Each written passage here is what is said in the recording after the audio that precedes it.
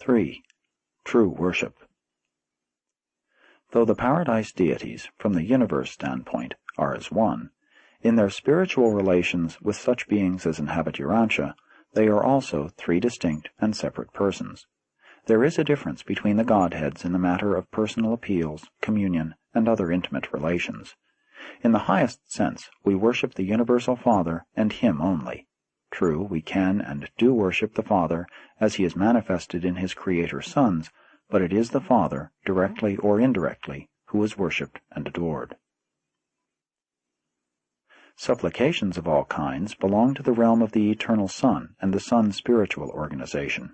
Prayers, all formal communications, everything except adoration and worship of the Universal Father, are matters that concern a local universe. They do not ordinarily proceed out of the realm of the jurisdiction of a Creator Son. But worship is undoubtedly encircuited and dispatched to the person of the Creator by the function of the Father's personality circuit. We further believe that such registry of the homage of an adjuster-indwelt creature is facilitated by the Father's spirit presence. There exists a tremendous amount of evidence to substantiate such a belief, and I know that all orders of Father fragments are empowered to register the bona fide adoration of their subjects acceptably in the presence of the Universal Father.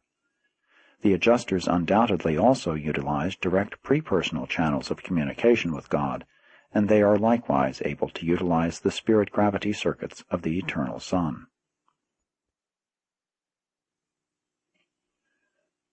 Worship is for its own sake. Prayer embodies a self or creature interest element. That is the great difference between worship and prayer. There is absolutely no self-request or other element of personal interest in true worship. We simply worship God for what we comprehend Him to be. Worship asks nothing and expects nothing for the worshipper. We do not worship the Father because of anything we may derive from such veneration. We render such devotion and engage in such worship as a natural and spontaneous reaction to the recognition of the Father's matchless personality and because of His lovable nature and adorable attributes. The moment the element of self-interest intrudes upon worship, that instant devotion translates from worship to prayer, and more appropriately should be directed to the person of the Eternal Son or the Creator Son. But in practical religious experience, there exists no reason why prayer should not be addressed to God the Father as a part of true worship. When you deal with the practical affairs of your daily life, you are in the hands of the spirit personalities having origin in the third source and center. You are cooperating with the agencies of the conjoint actor. And so it is, you worship God, pray to and commune with the Son, and work out the details of your earthly sojourn in connection with the intelligences of the infinite Spirit operating on your world and throughout your universe.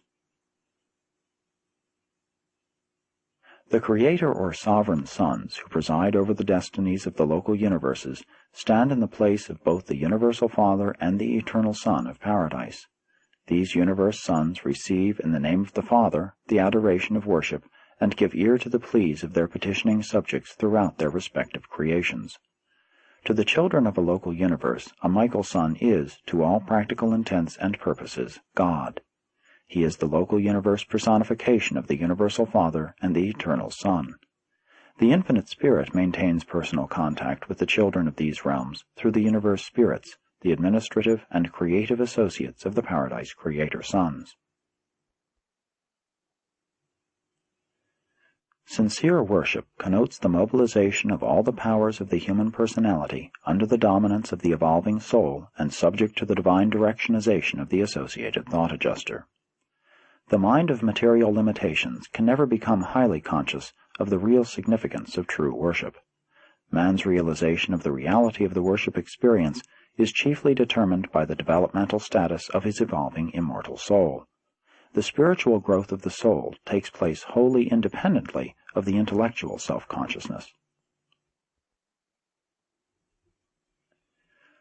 The worship experience consists in the sublime attempt of the betrothed adjuster to communicate to the Divine Father the inexpressible longings and the unutterable aspirations of the human soul, the conjoint creation of the God-seeking mortal mind and the God-revealing immortal adjuster. Worship is, therefore, the act of the material mind's assenting to the attempt of its spiritualizing self, under the guidance of the associated spirit, to communicate with God as a faith son of the Universal Father. The mortal mind consents to worship. The immortal soul craves and initiates worship. The divine adjuster presence conducts such worship in behalf of the mortal mind and the evolving immortal soul.